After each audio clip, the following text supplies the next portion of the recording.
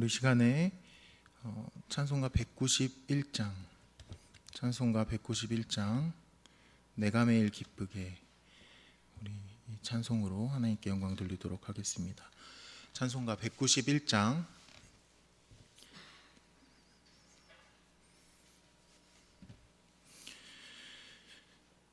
내가 매일 기쁘게 순례의 길 행함은 주의 팔이 나를 안보함이요 내가 주의 큰 복을 받는 참된 비결은 주의 영이 함께함이라 성령이 계시네 할렐루야 함께 하시네 좁은 길을 걸으며 밤낮 기뻐하는 것 주의 영이 함께함이라 전에 죄에 빠져서 평안함이 없을 때 예수 십자가의 공로 힘입어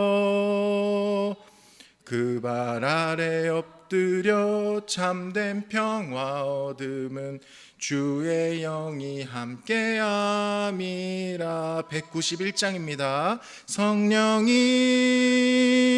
계시네 할렐루야 함께 하시네 좁은 길을 걸으며 밤낮 기뻐하는 것 주의 영이 함께함이라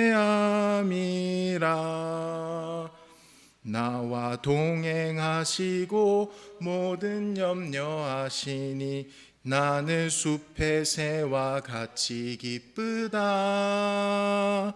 내가 기쁜 마음으로 주의 뜻을 행함은 주의 영이 함께함이라 191장입니다. 성령이 계시네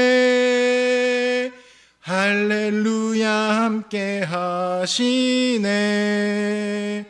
좁은 길을 걸으며 밤낮 기뻐하는 것 주의 영이 함께함이라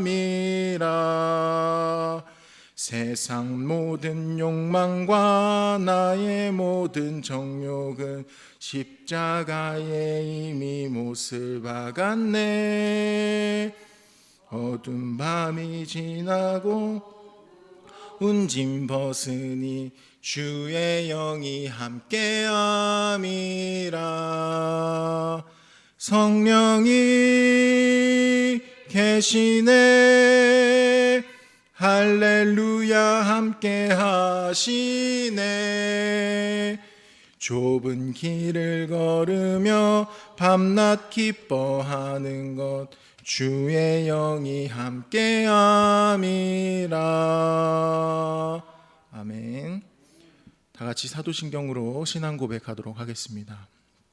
전능하사 천지를 만드신 하나님 아버지를 내가 믿사오며 그 외아들 우리 주 예수 그리스도를 믿사오니 이는 성령으로 잉태하사 동정녀 마리아에게 나시고 본디오 빌라도에게 고난을 받으사 십자가에 못 박혀 죽으시고 장사한 지 사흘 만에 죽은 자 가운데서 다시 살아나시며 하늘에 오르사 전능하신 하나님 우편에 앉아 계시다가 저리로서 산자와 죽은 자를 심판하러 오시리라 성령을 믿사오며 거룩한 공예와 성도가 서로 교통하는 것과 죄를 사하여 주시는 것과 몸이 다시 사는 것과 영원히 사는 것을 믿사옵나이다. 아멘. 우리가 이 시간에 함께 들을 하나님의 말씀은 우리 로마서 8장 9절에서 14절까지의 말씀입니다. 로마서 8장 9절에서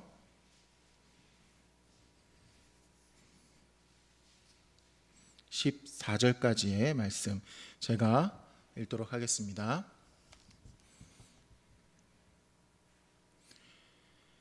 만일 너희 속에 하나님의 영이 거하시면 너희가 육신에 있지 아니하고 영에 있나니 누구든지 그리스도의 영이 없으면 그리스도의 사람이 아니라. 또 그리스도께서 너희 안에 계시면 몸은 죄로 말미암아 죽은 것이나 영은 의로 말미암아 살아있는 것이니라. 예수를 죽은 자 가운데서 살리신 이의 영이 너희 안에 거하시면 그리스도 예수를 죽은 자 가운데서 살리신 이가 너희 안에 거하시는 그의 영으로 말미암아 너희 죽을 몸도 살리시리라. 그러므로 형제들아, 우리가 빚진 자로 돼 육신에게 져서 육신대로 살 것이 아니니라. 너희가 육신대로 살면 반드시 죽을 것이로되 영으로서 몸의 행실을 죽이면 살리니 무릇 하나님의 영으로 인도함을 받는 사람은 곧 하나님의 아들이라. 아멘. 기도하겠습니다. 살아계신 하나님 아버지, 오늘 우리가 이 자리에 모여서 주님의 말씀을 듣습니다. 이 말씀 가운데에 주님의 은혜가 넘치게 하시고 그 은혜가 우리의 삶을 향한 힘과 능력이 되어서 우리의 삶이 주님 보시기에 합당하고 주님 보시기에 기쁜 삶이 될 수 있도록 주님 인도하여 주시옵소서. 살아계신 예수님 이름으로 기도합니다. 아멘. 오늘도 이 새벽에 우리 기도의 자리에 나오신 여러분들을 환영하고 축복합니다. 우리 옆에 분들과 축복의 인사 나누도록 하겠습니다. 네, 축복합니다.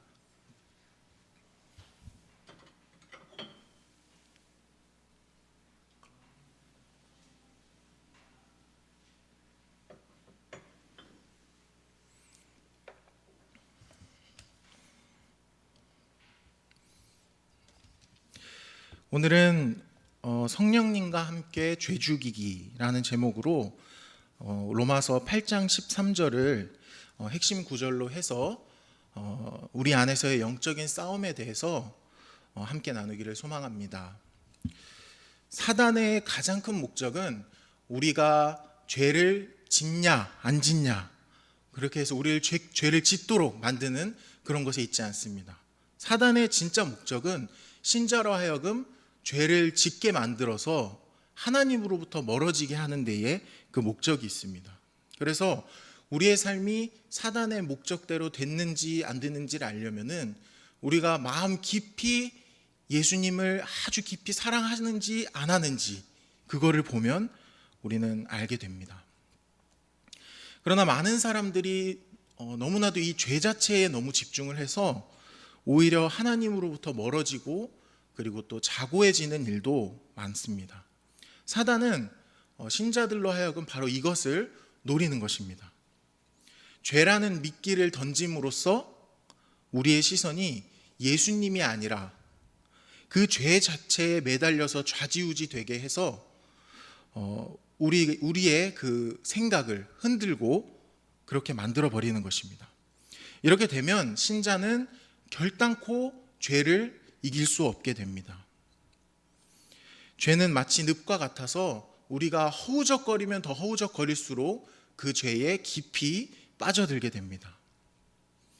그래서 사단은 이렇게 신자들을 가랑비에 옷 젖듯이 그 죄에 푹 젖어들게 만들어서 본인이 죄 가운데 있는지 아니면 죄 가운데 있는지 아닌지를 헷갈리게 만들어서 무뎌지게 만들어서 구원은 받았지만 평생을 그 죄 가운데 살면서 기진하면서 하나님의 영광을 가리는 데에 일조하는 그런 비참한 신자로 살아가도록 만듭니다. 그렇기 때문에 우리가 이런 영적인 싸움의 원리를 알고 또 어떻게 싸워야 하는지 우리는 이 말씀을 통해서 배워야 합니다. 특별히 사단이 이 죄를 어떻게 이용하고 또 그 죄를 통해서 우리를 어떻게 또 농락하는지를 우리가 배워야 합니다. 놀랍게도 우리의 선배들 중에 존 오웬이라고 하는 청교도 목사님이 계셨습니다. 목사님께서 이 방법을 어떻게 싸워야 하고 어떻게 이겨야 하는지 이 방법을 이 성경을 깊이 연구하셔서 이것을 책으로 기록해 두셨습니다. 그리고는 이 책의 제목을 죄 죽이기라는 제목으로 붙이셨습니다. 이는 오늘 우리가 읽은 말씀 로마서 8장 13절의 표현을 그대로 옮겨서 적은 겁니다. 너희가 육신대로 살면 반드시 죽을 것이로되 영으로서 몸의 행실을 죽이면 살리니, 영으로서 몸의 행실을 죽이면 살리니, 영으로서 몸의 행실 곧 죄를 죽이면 살 것이다 라고 말씀하고 계십니다. 도대체 영으로서 죄를 죽인다는 것이 무슨 의미일까요? 먼저 우리 안에 있는 이 죄에 대해서 간단히 살펴보려고 합니다. 한 나라가 있다고 한번 생각해 보겠습니다. 이 나라는 반란군에 의해서 불법으로 이렇게 점거가 된 그런 나라입니다. 이 반란군들은 이 나라와 이 나라 사람들을 불법적으로 그리고 강압적으로 그리고 폭력적으로 통치하고 그렇게 괴롭혔습니다. 그러던 어느 날 정부군이 마침내 반란군을 진압하고 그 반란군의 대장을 사살하고 그리고 중앙 정부를 다시 탈환하게 됩니다. 이렇게 함으로써 실질적으로 이 반란군이 행했던 그 불법 통치는 끝이 나게 되고 정부는 이 정쟁의 승리로 그렇게 끝이 나게 됩니다. 그렇다면 이후에 이 반란군이 진압됐다고는 하지만 이후에 이 나라는 과연 어땠을까요? 평화롭고 아무 일 없이 그냥 일상으로 돌아갈 수 있었을까요? 아닐 겁니다. 반란군의 대장은 사살됐지만 여전히 이 반란군들이 국지적으로 그리고 지방 곳곳에서 반란을 계속 일으키면서 이 나라를 괴롭히고 힘들게 했을 것입니다. 하지만 이미 이 국가의 주인이 바뀌었기 때문에 큰 어려움 없이 그 남은 반란군들을 토벌하고 그리고 마침내 모든 반란군들은 괴멸당하게 될 것입니다. 바로 이 이야기가 우리의 영적인 상태를 잘 보여주고 있습니다. 우리는 예수님을 믿고 그리고 예수님을 믿는 순간 구원을 받고 의인이 되었습니다. 그러나 우리가 여전히 이 육체 안에서 우리가 살아가고 있기 때문에 우리는 이 육체에 아직 잔존하고 있는 이 남아있는 죄의 영향 아래 있을 수밖에 없습니다. 그러나 내 삶의 주인이 더 이상 이전과 같이 내 안에 거하고 있는 이 죄가 아니라 우리 예수님이시기 때문에 우리는 이 죄들이 언젠가 전부 다 괴멸되고 그리고 우리는 완전히 의로운 사람이 될 것을 알고 있습니다. 그러나 그 전까지는 우리 안에 있는 그 남은 죄들이 아직도 굴복되지 않고 그리고 아까 예화에서처럼 끊임없이 항거하면서 우리를 계속해서 지배하려고 하는 그런 상황에 우리는 처하게 됩니다. 그래서 우리가 이 몸을 입고 이 세상을 살아가는 동안에는 우리는 이 영적인 싸움을 계속해서 할 수밖에 없는 상황에 처하게 되는 겁니다. 심지어 바울도 마음속에 두 법이 나눠져서 싸운다고 하였으니 우리라고 어떻게 다를 것이 있겠습니까? 사단은 끊임없이 우리를 죄에 무뎌지게 만듭니다. 그래서 처음에는 아주 작은 죄에도 우리의 심장이 두근두근 되고 그 죄를 짓지 않기 위해서 두려워하던 성도가 후에는 불신자도 하지 않는 행동들을 너무 쉽게 스스럼 없이 행하는 것을 우리는 보게 됩니다.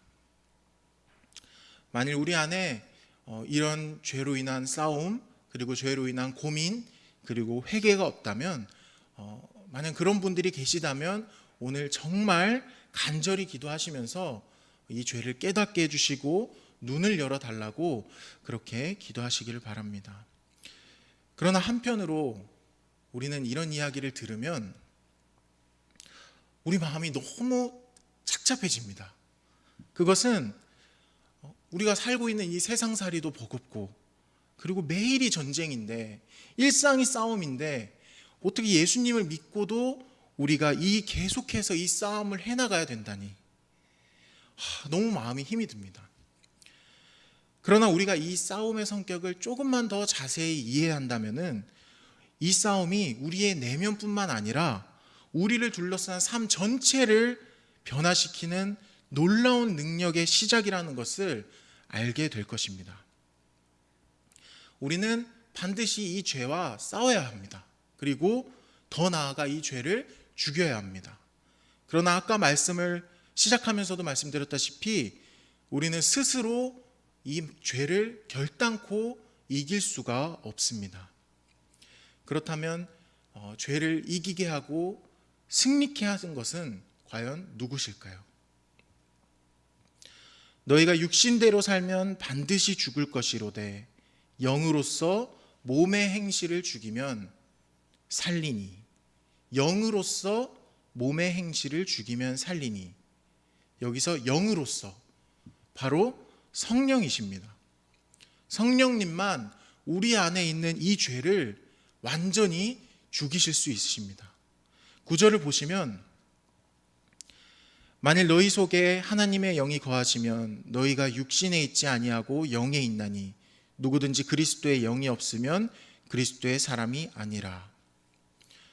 우리 안에 성령님이 계시면 우리는 죄의 지배를 받지 않고 성령의 지배를 받는다는 말씀입니다. 우리는 이 성령님을 어떤 빛과 같은 형체 또는 어떤 힘이나 에너지 이렇게 생각하는 경우도 많습니다.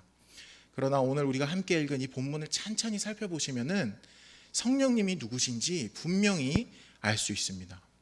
9절의 앞부분에서는 만일 너희 속에 하나님의 영이 거하시면 이라고 표현하고 있습니다. 그리고 10절에서는 그리스도께서 너희 안에 계시면 이라고 표현하고 있습니다. 11절에서는 예수를 죽은 자 가운데서 살리신 이의 영이 너희 안에 거하시면 이라고 표현하고 있습니다. 바울은 이 성령님을 가리키면서 하나님의 영, 그리스도, 예수를 죽은 자 가운데서 살리신 이의 영이라고 표현하고 있습니다. 이게 무슨 의미입니까? 지금 우리 안에 계시는 이 성령님이 온 세상을 창조하신 능력과 권능의 성삼위일체 하나님이시라는 것을 말하고 있는 것입니다. 우리 안에 하나님이 계시는데 어떻게 죄를 짓고 어떻게 그것이 당연한 일이 될까요? 우리 안에 계신 성령님은 우리의 죄를 능히 죽이실 수 있는 능력의 하나님이십니다. 그런데 성령님과 죄에 어떤 공통점이 있습니다. 그것은 바로 우리를 지배하기를 원한다는 것입니다.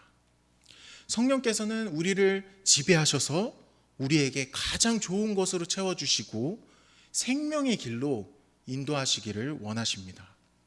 반면에 죄는 우리를 지배해서 하나님으로부터 멀어지게 만들고 그리고 영생의 길에서 멀어지게 만들고 마침내 죽음에 이르게 만듭니다. 그렇다면 우리는 누구의 지배를 받아야 할까요?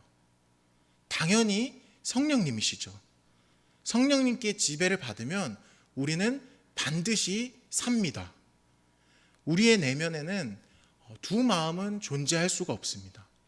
반드시 한쪽이 사라지게 되어 있습니다. 성령님이 지배하시면은 죄는 죽임을 당합니다. 반대로 죄가 우리를 지배하게 되면 성령님께서는 우리를 향한 영향력을 행사하실 수가 없게 되십니다. 왜 그러실까요? 성령께서는 죄가 우리에게 하는 것처럼 강압적으로, 폭력적으로, 불법적으로 그렇게 하지 않으시고 우리의 의지를 사용하셔서 우리에게 역사하시기를 기뻐하시기 때문입니다. 그래서 아까 말씀드렸던 존 오웬 목사님께서는 이런 표현을 하셨습니다. 성령은 우리 안에서 우리와 함께 역사하시며 우리 없이 우리를 거슬러서 역사하시지 않습니다. 그렇기 때문에 우리는 의식적으로 그리고 의지적으로 주님을 지속해서 선택하는 훈련을 해야만 하는 것입니다. 그렇다면 구체적으로 우리는 어떻게 이 영적 싸움에서 성령님과 함께 죄를 죽일 수 있을까요? 아주 간단합니다. 우리가 성령님의 지배를 받으면 됩니다. 성령님께 내 삶을 통째로 내어드리시면 됩니다. 주님께 내 삶을 마음대로 하십시오 하고 내 삶의 욕심, 주권, 나의 혈기를 다 버리고 통치하실 수 있도록 나는 그냥 죽으면 됩니다. 이게 정말 말처럼 쉽지 않은 것처럼 보이지만 조금만 더 생각하면 사실은 정말 쉬운 것입니다. 다만 두려울 뿐인 거죠. 만일 내 분량보다 힘든 시험을 나에게 주시면 어떡하지? 만일 내 가족들이 버거운 고난을 경험하면 어떡하지? 내가 이뤄놓은 것들이 하루아침에 다 무너져 버리면 어떡하지? 그러나 걱정하지 않으셔도 됩니다. 주님께서는 그릇이 되지 않는 성도에게 무리하게 시험을 주시는 분이 아니십니다. 혹 버거운 시험을 주시더라도 그의 갑절이 되는 은혜로 채워주십니다. 하나님은 절대로 우리를 아쉽게 하시는 분이 아니십니다. 넘치도록 채우시는 하나님이십니다. 그러니 내 삶을 성령님께서 마음껏 쓰실 수 있도록 성령님께 내어드리십시오. 그 조금의 불편이 헤아릴 수 없는 기쁨과 행복으로 바뀌게 될 것입니다.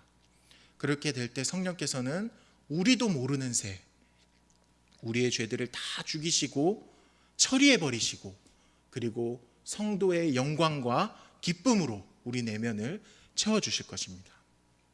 제 이야기를 잠깐만 하자면은 좀 부끄러운 고백이지만 저 역시도 죄를 굉장히 즐기던 그런 사람이었습니다.